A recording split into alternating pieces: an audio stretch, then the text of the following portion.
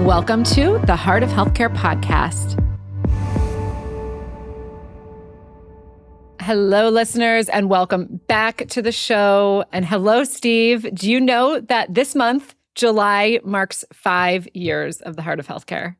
Wow, congrats. Thanks to our listeners. That's awesome. Yes, it is no little feat to show up here every Monday and record these episodes week after week after week, but we have a lot of fun. So appreciate you, Michael, our other co-host, Kyle, who's behind the scenes, and everyone that listens every week. We love doing this. And if you also love the show, please leave us a review, subscribe, do things that help us keep on going. Yeah, totally agree. Love doing this. Let's do the digital health download for the month. Yes. All right. For the first story, I got the preliminary data from the Rock Health Report, which is going to be released very, very soon. This is their mid-year, half-year 2026 funding report, and we have already hit $7 billion, already surpassing where we were this time last year in terms of dollar amount, but the deal count is actually continues to trend slightly behind. This means we continue to see concentration of capital into these mega deals. So there are more companies that are raising bigger rounds, and there's less money for everyone else. The average deal size, it's really high. It's around 30 million, which was up from 20.6 million just 2 years ago. And there have been 18 mega deals so far compared to 27 in all of last year. So we keep hearing and talking about the story of the haves and the have-not in digital health funding and the startups that are fundraising. Steve, I know you're having to go earlier and write bigger checks to get to your target ownership. How else would you describe what is happening in the funding market for digital health? It's pretty amazing, Halle, the numbers that you cite. And it is a very unique, exciting moment. So I want to talk about like now and how I'm reacting and how I think others are reacting. But I would know like $7 billion, big number, right? Which if you analyze it would be $14 billion. And yet I look back because I saw you were going to talk about the story. And in 2021, the total number that was digital health, invested in digital health was close to $30 billion. 30 billion, yeah. And I would say that a lot of people mistook that moment as like a real signal, like the COVID moment, virtual care is going to be everywhere. It's going to be persistent. And so you had VCs, and that was, peak bubbles or bubble, right? But you had VCs really excited about digital health, rightfully, I think you and I would say, and investing $30 billion in our category. And I think this moment is way more transformative to get in context. And if you analyze the Rock Health numbers, it's $14 billion. So actually, while it feels a lot, because we went through a dip and now we're on a resurgence, it actually comparatively is half amount of what I think a way less important moment in healthcare. I think people mistook it as a really important moment, but it turned out not to be. Still important. Virtual care has made a dent. So let's just keep it in perspective. And by the way, I think the magnitude of impact on our industry, I would argue, is maybe 10x now what it was in the virtual care moment, and maybe 100x, right? So there's a little bit of frenzy, but I think relative, it's not that huge. I would say, listen, I think what happens in these times is, and I think people are excited for the right reason, like this technology we talked about is perfectly suited for healthcare. We've gone on and on about that. And so what happens is, I think tourists come in and they dip their foot in at a later stage round, right? And things that have like traction, they probably pay up, and that might look like a Series B and Series C round. And then those get really pricey. And then they start to move down to the Series A. And so the Series A investors like myself have to like compete and or decide to go earlier. And so that happens. By the way, that happens in the public markets, right? The public market investors like invest in these companies as they go public until they feel like, oh my God, the IPO rounds are really rich. And then they all start to come down and do the pre-IPO round. So it's like, everything flows downward, right? So I think that's a normal kind of cyclical phenomenon that happens, and we're seeing that now. And then I'd say the other thing though is like, I don't know. I mean, yes, you're paying more, you're writing bigger checks at larger valuations for equivalent or less ownership. But I think like for the first time in my career, I talked about this with Eric Larson last week, is these companies are accelerating so quickly. Like it's no longer like 0 to 5, which used to be like, oh my God, amazing job, is now like ho hum, for like, it's got to be like 0 to 10 or 0 to 20 or, some going 10 to 100, right? And so there's like a whole new standard. Like we haven't done our benchmarks. My wonderful colleague Sophia does these benchmarks of growth, and we did them for the virtual care and the value-based care companies. We should do them. We did a little bit for the AI companies, but we should refresh them because like the new normal is like 10 to 100. I mean, that's probably top tier, but still that's achievable. And so when you see that scale of growth, you're like, gosh, I guess I can pay 20, 30, 40, 50 times forward, or at least current, and that might be 25 times forward with that type of growth, right? So, or even less. So I think that's how people get their minds around this right now, would be my reaction. But what are you thinking? And at the same time, the exits are, at least in AI and hard tech, the exits are getting bigger and bigger. I don't think we've seen that in healthcare yet, although we are going to talk about a very big exit as our next story. Yeah. But in terms of justifying paying higher prices, certainly the exit market is a big piece in that. I will say I did a paper looking at the unicorns from the ZERP COVID bubble, so 2020 to 2022. And I was really surprised that actually the majority of the unicorns that were minted are still around. A very small percentage have gone bankrupt, like Forward and Olive. There are a lot of really good companies in that cohort, including Aura and Whoop, who we talk about all the time, Devoted Health, Alidade, Innovacer, and then we also have a lot of these tech-enabled services like Hinge Health, Lyra Health, Sword Health, Spring Health, really great companies, Row from that era. So I think that was a good era. I actually do think that a lot of great companies were built and have created durable businesses that still persist. Now, a lot of them haven't raised more money. Row hasn't raised money since, I think, 2022, since their $7 billion valuation. So I think a lot of them, everybody's kind of waiting with bated breath on what will happen. But when I look at them, I'm proud of this cohort. The final thing I'll say is I do think that those are all great companies. You said I'm glad they exist because they actually are, a lot of them trying to improve the delivery of care and outcomes, right? A lot of the AI companies currently are more administrative and operational. They're all B2B. It's all starting to move into the clinical side. But I would say, I think this current cohort, let's call them the health AI companies, are going to have better unit economics. I think the imperative for the old cohort is to quickly move to being AI native, and actually trying to— Which we're seeing with Hinge. Right. Hinge has done a great job with that, but others are going to follow. And I think that's one thing. And the second thing, I think, we're about, I believe, I'm not a stock picker or a prediction maker, but I'll offer one. I think we're about to see the public markets just really open up for a lot of this new wave of AI generally and health AI. We have the platform already. SpaceX went out, hugely popular. Rumors of OpenAI and Anthropic to follow. I think those are, if they go out, hopefully going to be big successes. And those are platform companies. Those are those are the largest opportunities, but there's only a few of them. And so I think what happened is the public market's appetite is going to get wet, and they're going to then move to more of these vertically focused companies in AI broadly in different categories. And I think we're going to have our fair share in healthcare that have an opportunity to get public. And I think that'll just be a great thing, because for our industries, we just need more successful public companies. Well, we know Aura is gearing up for their IPO. They have filed. And then late last year, Freenome also filed to go public. So we know that there are two, but I'm like, who are the next ones? I have an IPO watch list. I can link to it in the show notes. You should. Yeah, because I think there are a lot of companies that are well positioned to be breaking open for us in the public markets. All right, well, on to story number 2. Speaking of exits, or at least big deals in our industry, the saga of Thoreau continues. And just last week, it was announced that Thoreau, which is run by Matt Holt, who's a very successful and well-known investor in our industry, acquired Ensemble, which is one of the largest revenue cycle management companies out there.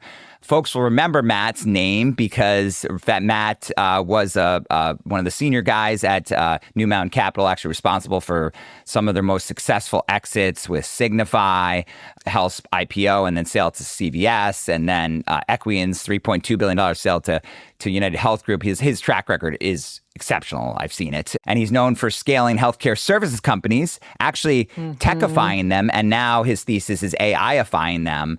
loading them up with capital and operational firepower, adding M&A where appropriate, and scaling these things. And to his credit, he's been able to sell a lot of them at sort of jaw-dropping multiples. So Matt loves RCM. He targeted his first in his new Thoreau Capital, is targeted the Ensemble and was able to acquire it. And so if you're not deep in the RCM weeds, just know that Ensemble manages $55 billion of net patient revenue dollars that across its footprint of over 200 hospitals nationwide.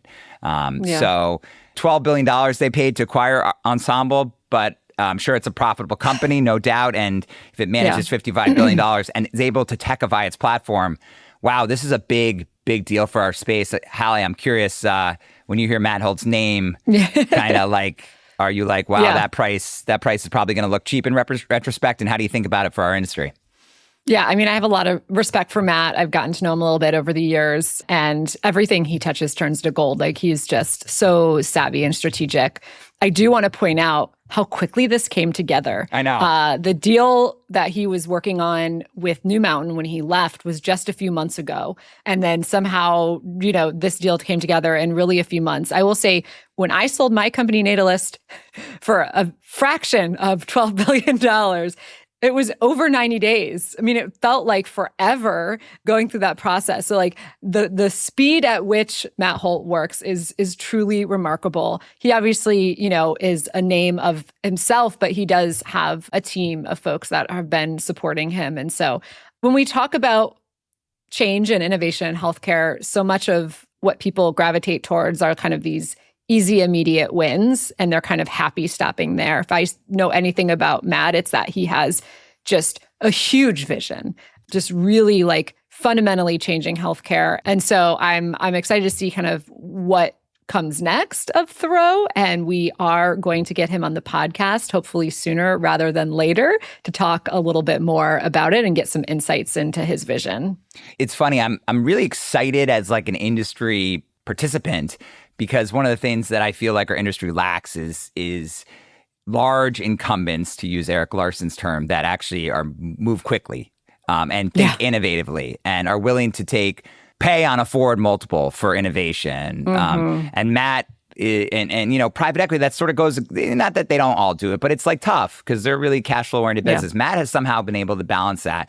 And so I think that's great because we have now a large incumbent in Ensemble when the deal closes that I believe will be an active acquirer based on his previous history. But I as someone who invests in some of these companies that are, as I talked about, I'm really proud. I got some of my companies going from 0 to 10, 10 to 50, 50. Like, how should they feel? How should all of these VCs that have poured so much money in the RCM feel about Matt Holt and Ensemble? Is this a good thing or a bad thing in your mind? Yeah. You're like, is he just making another incumbent that our other companies are going to have to go up against? I mean, I will say the average health system has more than 10 RCM vendors in place, which tells me that these startups to date have become more point solutions focused on one piece of RCM. And there are a lot of components to RCM, as you know. So it could be they're focused on the patient engagement or the revenue capture or the back and forth with the health plans. And so Ensemble's positioning really feels like they're end to end. And so their clients, at least they say their clients only need Ensemble and not a dozen other products. They also are working on top of Epic. So you can be on Epic and it just like flows seamlessly versus trying to navigate that.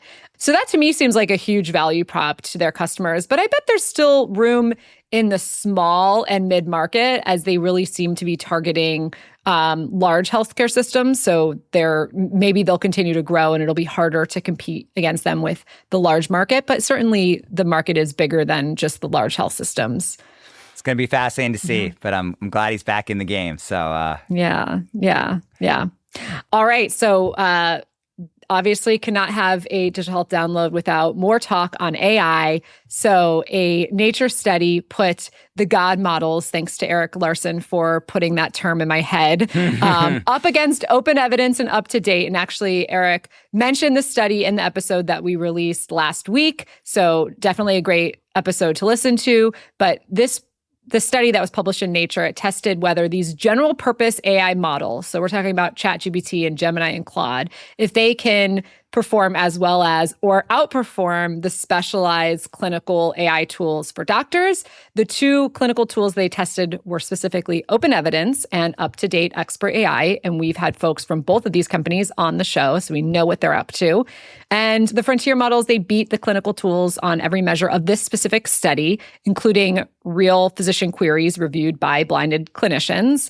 Open Evidence has now asked Nature Medicine to retract the paper. They say that it's a flawed methodology, and specifically that the benchmarks they use were part of the frontier model. So anyway, Steve, I want to hear your take on this story. Well, the good news, and then I'll give you my take, is that we are lucky to be investors in Anthropic, and I recently met with their new head of healthcare product, who runs all the healthcare product strategy. Okay, who's probably we need to get them on the show. Sarah Russell is her name, and she agreed to come on our show, so that'll be exciting. Yes, and we can talk with Sarah about some of this. But Eric did talk about this, Larson, as you mentioned, and I think what Open Evidence has been able to do from a bottoms up marketing and distribution strategy, winning over the hearts and minds of doctors, has been incredibly impressive. And yet, I'm really amorous of their success, not just in terms of fundraising numbers and valuation, but actually reported real penetration and usage, which is really hard to do in our industry. Mm-hmm. And yet, I've always when I first saw that investment, and I didn't make it, my bad, is I thought, UpToDate, and this is how fast the world moves. Because I was like, UpToDate's just gonna figure this out. Now they're a slow incumbent, and they didn't. But Epic is got a play on CDS. Abridge is making a play on CDS, and then on top of this, the God models of Anthropic and OpenAI are now clearly making a play.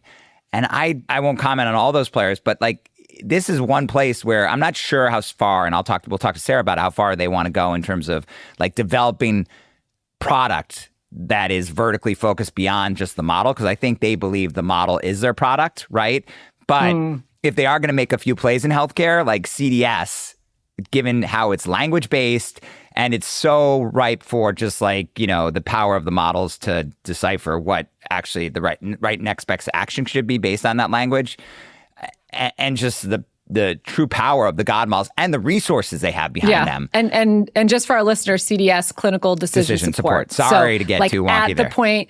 Well, it's okay. At the point of care, when a clinician is treating someone, they can get quick at their fingertips information. So I think technically, and this is, I'm not the world's greatest data scientist, but I think technically I agree with Eric. Given the resources that those enterprises have, I don't see how they can't win the product war. Now, the question is the God models. They being the God models. Yes, thank you. Because the Open Evidence is also very well capitalized. But I guess comparatively, for health tech, they really are. But they are really well capitalized, and I kudos to them. Models, but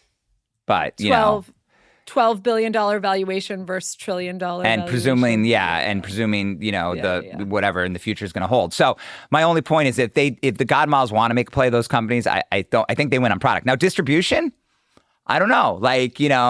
What is the ultimate decider? I believe from a top down, we're going to prove this at the health system level and push it down to our doctors and require they use it. Who wins that war?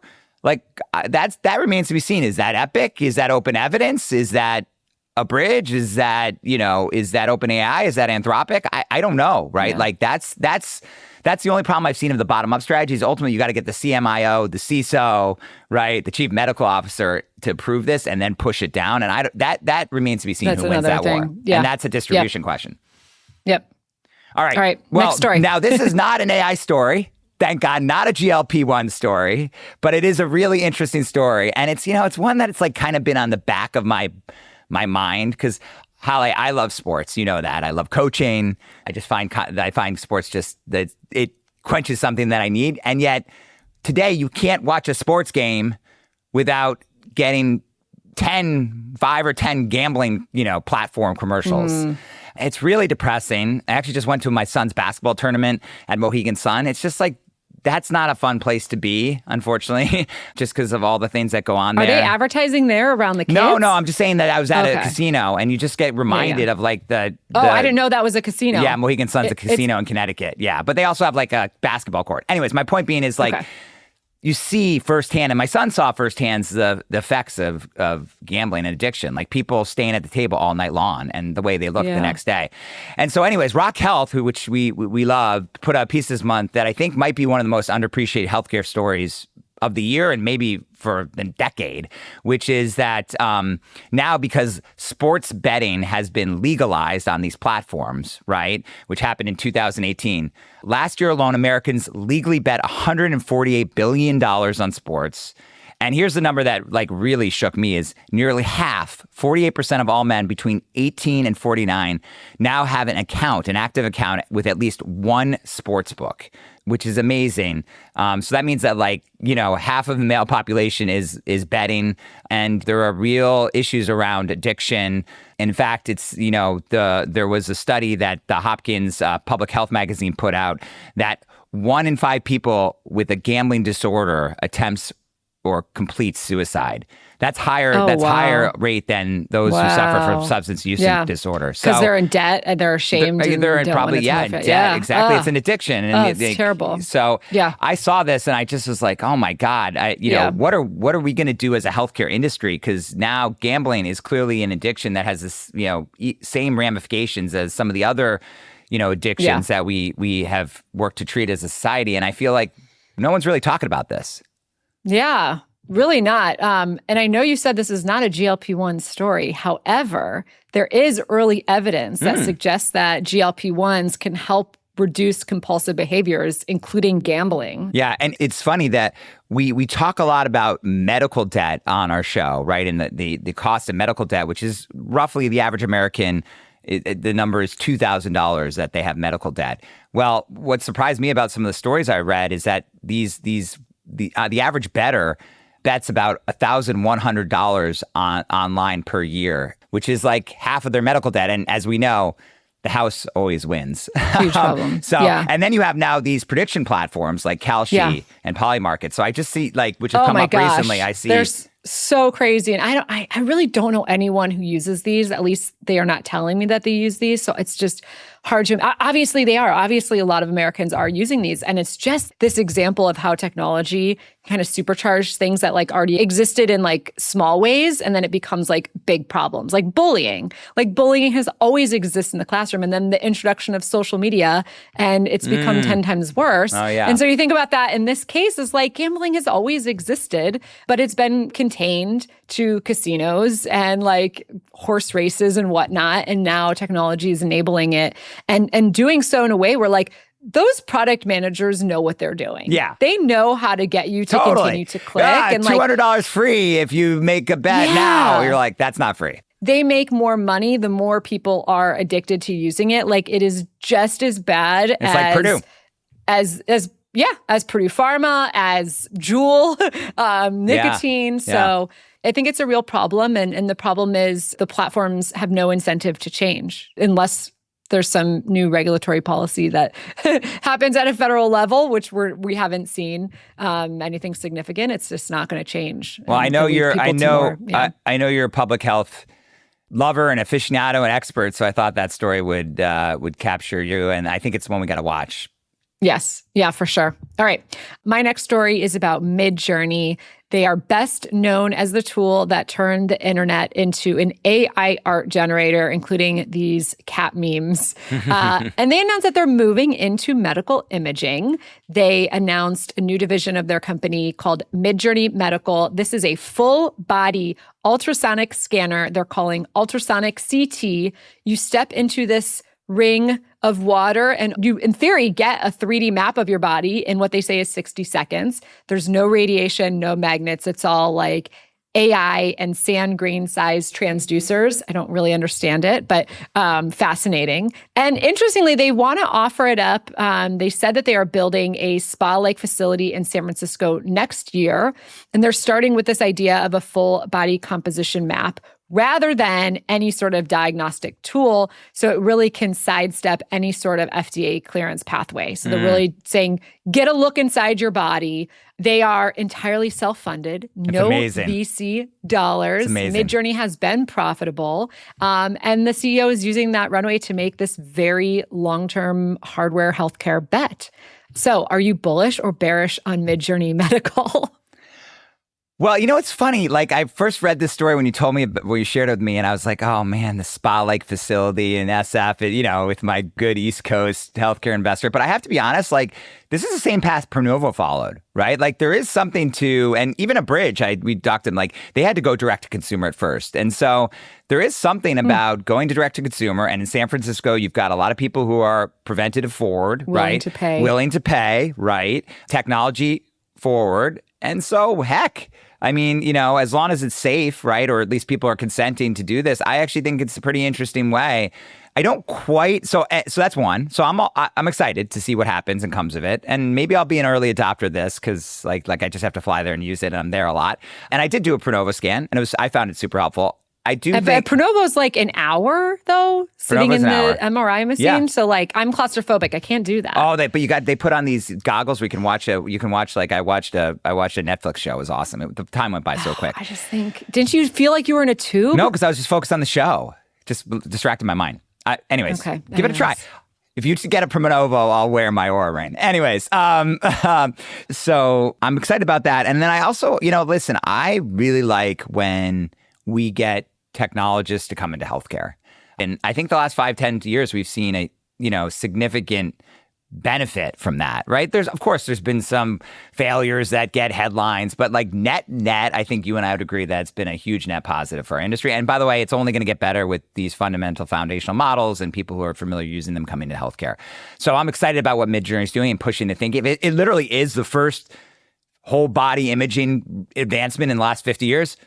I'm all for it, right? I don't quite understand what the value prop is. Is it like less radiation? Is it better speed? Is it better accuracy? Lower cost. I think their pricing is supposedly going to be lower. So lower cost, faster, and apparently just like a better scan. I mean, there are lots of claims right now. So we'll see what the actual product ends up being. But I mean, it's ambitious, and like let's encourage ambitious founders to show up in healthcare, try their best, learn, be humble, and do cool things. This is like tech and hardware more so than it is like care delivery. So the expertise that they're bringing is super valuable. I posted on LinkedIn, like the cranky old guard will be cranky about it. They're going to talk about all the reasons it's not going to work and cause unnecessary anxiety, blah, blah, blah, blah. But that is, I think that these are right concerns to be addressed, but like, let's let them address them and still be excited about innovation. Yeah. I do think, by the way, it is amazing that he's able to self-fund this. Like,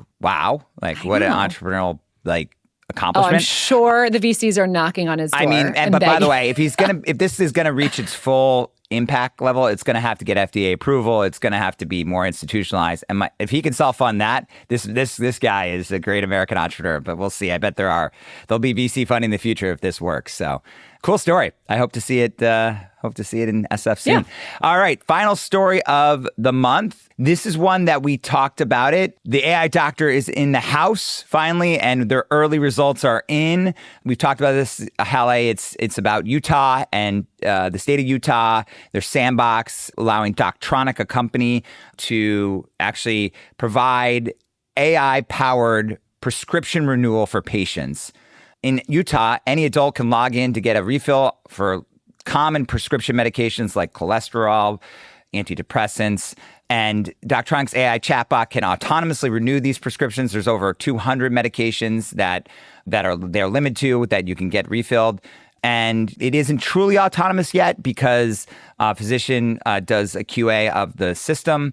But what's cool, and this was highlighted in a Wall Street Journal article last week, so this story is getting prominence, is that the state of Utah, and I give them credit for doing this, released early results about Doctronic's impact to what quite a lot of fanfare. Wall Street Journal article as evidence. And what they found 5 months in, it's early data to be fair, was that the numbers were pretty interesting. The AI recommended renewal in 72% of cases, and physicians who reviewed those same decisions agreed with it that it was the right call 91% of the time, and 97% of the time when a second doctor weighed in on it. In the other 28% of cases that didn't meet the autonomous refill by the Doctronic system, the AI flagged patients for a physician review instead. There were no adverse events, no contraindicated prescriptions. So Doctronics CEO probably was pretty proud, and he told Politico he believes AI, and this is his quote, is, quote, infinitely safer than a human doctor. So Halle, when you hear these early numbers, and kudos to Utah, I think we need more of this, of like being transparent.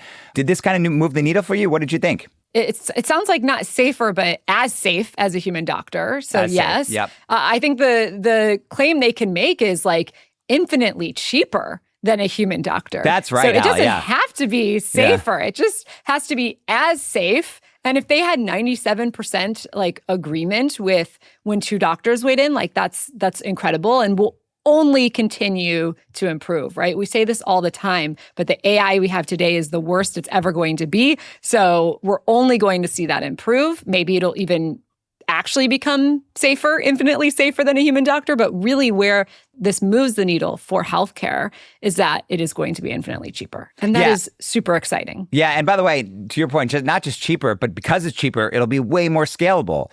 And in places where there's healthcare deserts, and by the way, it's not like easy to see a primary care doc, even in Boston. Like it's just much more accessible. So that's exciting too. And helping free up clinicians to work on more meaningful problems, I think is great. And I'm sure there's some public health economist wonk somewhere like trying to estimate the benefit of this. And it will be really curious to see. I will say the data that they shared here, I believe, is from Doctronic. This still obviously needs like third-party review, but that is underway. You know, I think that we should this is another thing to celebrate, and we should really get the Doctronic CEO on the show. We have a lot of people I'll do that. But Halle, you know what? Yeah. The doctors aren't happy about this. We already talked about how the Utah medical license board came out against it.